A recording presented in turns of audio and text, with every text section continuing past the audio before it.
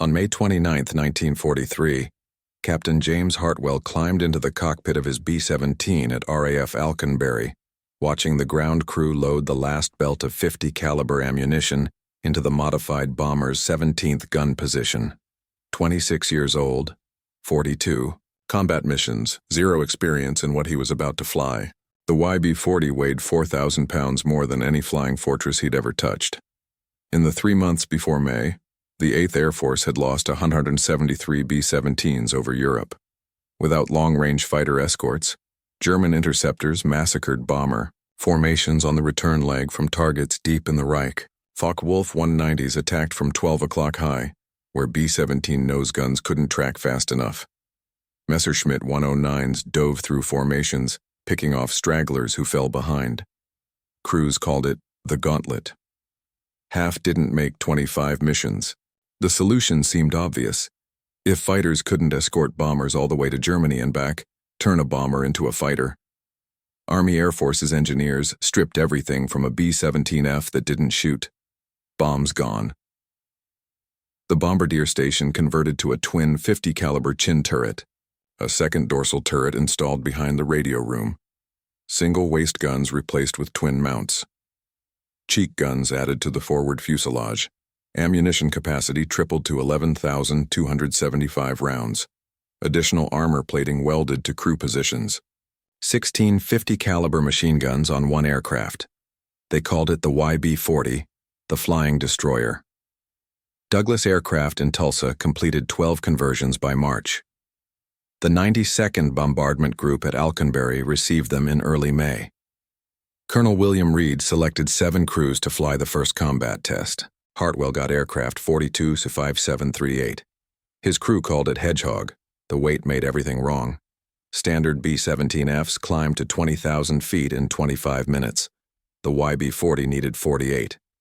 The control yoke felt different, heavier. The aircraft commander who test-flown it at Wright Field told Hartwell the center of gravity sat wrong with all that ammunition behind the bomb bay. But the guns. Hartwell had never seen firepower like this on a bomber. The Chin Turret alone could shred a Focke-Wulf before it closed to firing range. Every approach vector covered, every angle of attack met with overlapping fields of fire. The mission brief was simple: escort the main formation to Saint-Nazaire, attack the submarine pens. 7 YB-40s positioned in the most vulnerable spots: low squadron, trail element, anywhere German fighters loved to hunt. Hartwell started the engines at 125 p.m. All 4 Wright Cyclones ran smooth. The control tower cleared them for takeoff at 150. Hedgehog rolled down the runway with 168 other B-17s following. Target time, 4 hours p.m. The gauntlet. The formation reached the French coast at 3:30. Flak bursts dotted the sky over Guernsey. Radio chatter confirmed German fighters scrambling from airfields near Rennes. Hartwell's flight engineer reported fuel consumption tracking higher than briefed. The YB-40 burned more gas climbing to altitude. Saint-Nazaire appeared through broken clouds at 4:02 p.m. The main formation dropped their bombs and turned for home. Empty B-17Fs climbed faster, accelerated quicker. Hartwell pushed the throttles forward. Hedgehog started falling behind. The standard B-17s pulled away at 160 miles per hour. Hartwell had the throttles at maximum continuous power. Hedgehog managed 148. His flight engineer climbed down from the top turret. Technical Sergeant Paul Morrison, 31 years old, checked the engine instruments and shook his head. Number 3 cylinder head temperature climbing into the red. The extra weight and drag made the Cyclones work harder than they were designed for. Morrison throttled back number 3 engine before it overheated. Hedgehog slowed to 142 miles per hour. The main formation was 3 miles ahead now, then 4 miles. Hartwell could see the other 6 YB-40s struggling at the rear of their assigned groups, every one of them falling behind. The radio operator called from the waist. Staff Sergeant Frank Delaney had spotted contrails at 4 o'clock high. German, fighters climbing to intercept, Focke-Wulf 190s from Jagdgeschwader 2 based at Vanna, 6 aircraft, maybe 8. They were hunting stragglers. Hartwell keyed the intercom. All gunners track targets. The ball turret rotated smoothly. The first Focke-Wulf dove at 5 o'clock, range 1,200 yards. The tail gunner opened fire at 800. Tracer rounds walked toward the diving fighter. The German pilot broke left and climbed away without firing. The second attack came from 11 o'clock high. 2 Focke-Wulfs in trail formation. The Chin Turret gunner tracked the lead aircraft and fired a 4-second burst. 50 caliber rounds stitched across the FW-190's engine cowling. Black smoke poured from the fighter. It rolled inverted and dove toward the channel. Delaney confirmed the kill from the waist position. The second Focke-Wulf broke off the attack. For 6 minutes, the YB-40's firepower worked exactly as designed. 3 more German fighters approached. 3 more attacks broke off early. The overlapping fields of fire from 16 guns created a wall of lead no pilot wanted to penetrate. But Hedgehog was still slowing down. The main formation was 6 miles ahead now, then 7. Hartwell could barely see the bomber stream against the afternoon sky. Morrison reported fuel state. They'd burned 800 gallons more than briefed during the climb and combat. At this power setting, they had 90 minutes to reach Alconbury. The formation would be on the ground in 70. Another pair of Focke-Wulfs appeared at 2 o'clock. These pilots didn't break off. They'd figured out the YB-40 couldn't keep up, couldn't run. The German fighters circled at a distance, waiting for the bomber to fall farther behind, waiting for the right moment to attack from multiple vectors simultaneously. Hartwell pushed the throttles forward again. Number 3 engine temperature climbed back into the red. Morrison watched the gauge and said nothing. The escort bomber with 16 guns had become the target it was supposed to protect. The target. The attack came at 4:43 p.m. 3 Focke-Wulfs from different vectors, high right, low left, dead ahead at 12 o'clock level. Hartwell couldn't evade. The YB-40 turned like a freight train with all that weight. He held course and altitude. His gunners opened fire simultaneously. The Chin Turret tracked the frontal attack. The ball turret rotated left. Both waist gunners fired through opposite windows. Spent brass cascaded into the fuselage. The aircraft shook from the combined recoil of 8 guns firing at once. The lead Focke-Wulf's canopy shattered. The fighter rolled right and fell away, trailing smoke. The high attacker broke off early. The low attacker pressed his run and fired a 2-second burst. 20mm cannon rounds punched through Hedgehog's right wing. 1 hydraulic line severed. The waist gunner reported fluid spraying across the window. Delaney called out damage. Right landing gear hydraulic system failed. They'd have to manually crank the gear down for landing, if they made it back. Morrison checked the fuel again. 72 minutes to Alconbury at current power setting. The formation was 8 miles ahead and pulling away. They were alone over occupied France with German fighters circling. The radio crackled. Another YB-40 crew from the 305th Bomb Group. Captain Richard Hayes flying aircraft 425741. His gunship had also fallen behind. 2 YB-40s now separated from the formation, both struggling to maintain airspeed, both burning fuel faster than briefed. Hayes suggested they form up together. Combined defensive fire from 32 guns might keep the Germans at bay. Hartwell agreed. Hayes descended from 21,000 feet to match Hedgehog's altitude at 19,500. The Focke-Wulfs circled wider now. 4 visible, maybe 6. They weren't attacking 2 gunships flying in loose formation, but they weren't leaving either. At 5:07 p.m., Hartwell crossed the French coast outbound. The channel stretched gray and empty below. 53 miles to the English coast, 41 minutes flying time at their current ground speed. Number 3 engine was running hot. Morrison had pulled the power back twice already. They couldn't maintain altitude much longer. Hedgehog descended through 19,000 feet. 18,800, 18,600. Hayes radioed that his number 2 engine oil pressure was dropping. He throttled it back to prevent seizure. His YB-40 slowed to 138 miles per hour. Both aircraft were struggling. Both crews watching fuel gauges tick toward empty. Both hoping the German fighters wouldn't follow them over water. At 5:22 p.m., 2 Messerschmitt 109s appeared at 6 o'clock high. They'd follow the stragglers to the channel. The tail gunners called out the intercept. Range 4,000 yards and closing.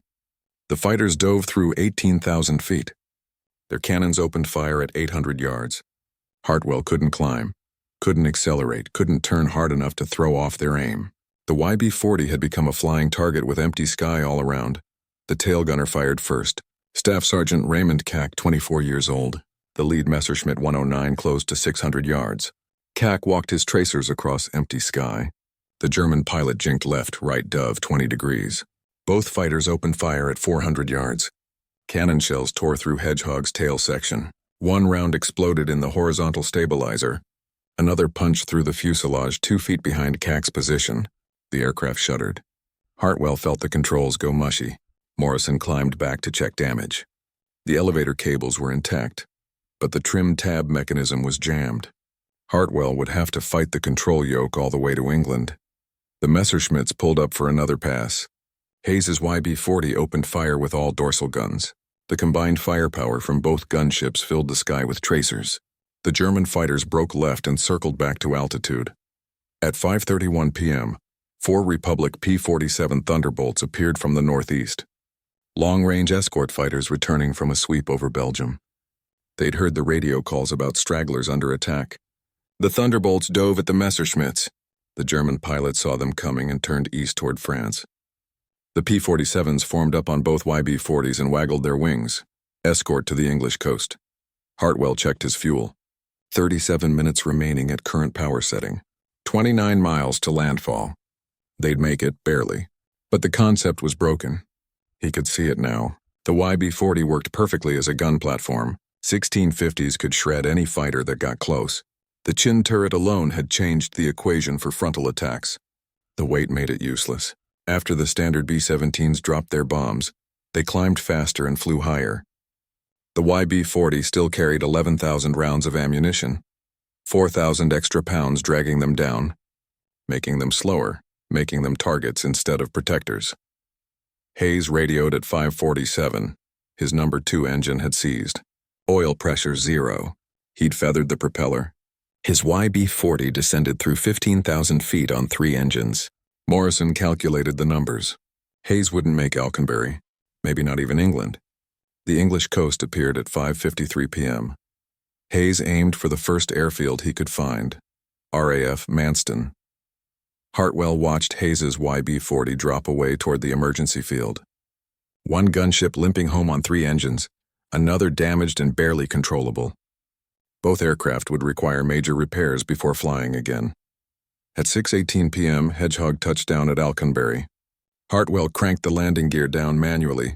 The right main gear locked with 15 seconds to spare before touchdown. Ground crews counted 16 bullet holes in the fuselage. Colonel Reed was waiting at the hardstand. He wanted Hartwell's assessment immediately. The first combat test of the YB-40 concept, the flying destroyer that was supposed to protect bomber formations all the way to Germany and back. Hartwell shut down the engines and climbed out. His flight suit was soaked with sweat.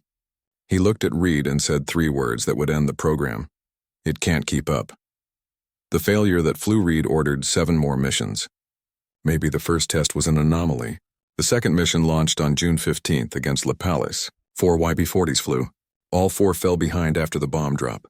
The third mission on June 22nd targeted the IG Farben synthetic rubber plant at Hulls. 11 YB-40s dispatched. 1 aircraft lost to flak and fighters. The remaining 10 struggled home hours after the main formation landed. The fundamental problem remained. A B-17F carrying bombs weighed 65,000 pounds at takeoff. After dropping bombs, it weighed 48,000. The YB-40 weighed 68,000 at takeoff. After combat, it still weighed 64,000. 4,000 pounds of guns and ammunition that couldn't be dropped. On June 28th, 6 YB-40s attacked Saint-Nazaire again. They claimed 1 German fighter destroyed. All 6 fell behind the formation on the return leg. One crew reported they'd been alone over France for 43 minutes. Alone meant vulnerable. The aircraft designed to protect bombers needed protection itself. The 8th Air Force compiled statistics. 48 sorties flown, 5 confirmed German fighter kills, 1 YB-40 lost. Every single aircraft had fallen behind its formation after the bomb drop. Average separation distance 7 miles. Luftwaffe Fighter Chief Adolf Galland reviewed the intelligence reports. German pilots had figured out the YB-40s quickly. The heavily armed bombers looked different. Easy targets that couldn't run. On July 29th, the last two YB-40s flew their final combat mission. Target U-boat yards at Kiel. Both aircraft fell behind. Both required fighter escort to reach England. In August, General Karl Spaatz canceled the program. The 12 surviving YB-40s returned to the United States in November. The concept died after 3 months of combat testing. The Army Air Forces had spent $469,000 per aircraft on the conversions, $5.6 million for a weapon system that made bombers more vulnerable instead of safer. But one piece of the YB-40 survived. One innovation that worked perfectly. The modification that would save thousands of bomber crews before the war ended. Engineers at Wright Field studied the combat reports carefully. They noticed something. Every YB-40 that engaged fighters from the front stopped the attack. The Chin Turret changed everything. 250 caliber guns firing forward with a clear field of fire. No convergence problems, no blind spots at 12 o'clock high. That turret design went to Boeing immediately. The Bendix Chin Turret from the YB-40 program entered production in September 1943. German pilots who'd grown comfortable with head-on passes suddenly faced concentrated fire they couldn't avoid. Combat reports from November showed the change. The 91st Bomb Group flew B-17Fs with Chin Turrets on a mission to Gelsenkirchen. 12 frontal attacks. 10 broke off early. 0 bombers lost to frontal attacks. Boeing incorporated the Chin Turret into the B-17G production model. The first aircraft rolled off the line in December 1943. The G model became the definitive flying fortress. The factories delivered 8,680 B-17Gs. Before production ended in April 1945, every single aircraft carried the Chin Turret that started on the failed YB-40, programmed 8th Air Force. Statisticians calculated the overall impact. The Chin Turret reduced bomber losses to frontal attacks by 71%.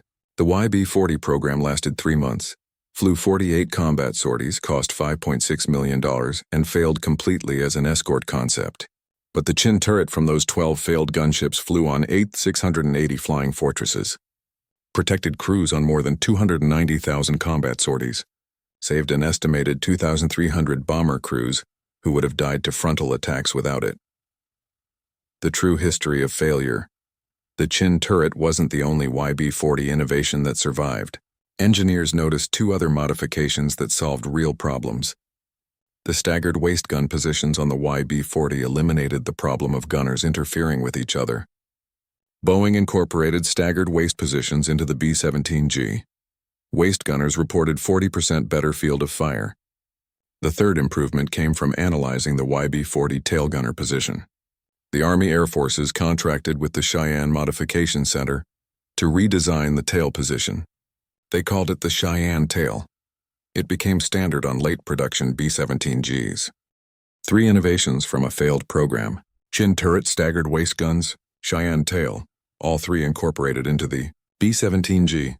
All 3 saving lives on every mission for the rest of the war. Captain James Hartwell returned to Alconbury. As a training officer in December 1943, the first B-17Gs were arriving. He watched crews walking around the new bombers, pointing at the Chin Turret, asking how it worked, where it came from. Hartwell told them about the YB-40, the flying destroyer that couldn't keep up, the gunship that became the target, the 3-month program that failed so badly it got canceled. One pilot asked Hartwell if the YB-40 was worth it. Worth the money? Worth the effort? Worth the crews who flew those 12 aircraft into combat? Hartwell looked at the B-17G on the hard stand, the Chin Turret gleaming in the weak English sunlight. He thought about frontal attacks, about Focke-Wulfs diving through formations, about bombardiers who finally had a weapon that could stop them. He thought about the 8,780 bombers that would carry that turret before the war ended. Worth it, he said. Every mission, every dollar, every bullet hole in Hedgehog's fuselage. The YB-40 taught us how to fail forward. The flying destroyer disappeared from history, but the innovation lived everywhere. Every B-17G that flew over Europe. Every bomber crew that survived a frontal attack. Every pilot who made it to 25 missions because a Focke-Wulf broke off early when Chin Turret tracers found their target. History remembers successes. History forgets failures. The YB-40 that couldn't keep up. The 5.6 million mistake. The flying destroyer that needed protection instead of providing it. But failures teach lessons successes never do. The YB-40 proved that good ideas poorly executed still contain good ideas. That expensive mistakes can generate priceless innovations. That 3 months of combat testing can produce improvements that last years. If this story moved you the way it moved us, do me a favor.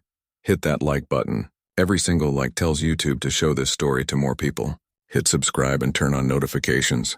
We're rescuing forgotten stories from dusty archives every single day. Stories about engineers and pilots and crews who turn failures into victories. Real innovation, real heroism. Drop a comment right now and tell us where you're watching from. Are you watching from the United States, United Kingdom, Canada, Australia? Our community stretches across the entire world. You're not just a viewer. You're part of keeping these memories alive. Tell us your location. Tell us if someone in your family served. Just let us know you're here. Thank you for watching. And thank you for making sure the YB-40 crews don't disappear into silence. They failed spectacularly, but their failure saved thousands.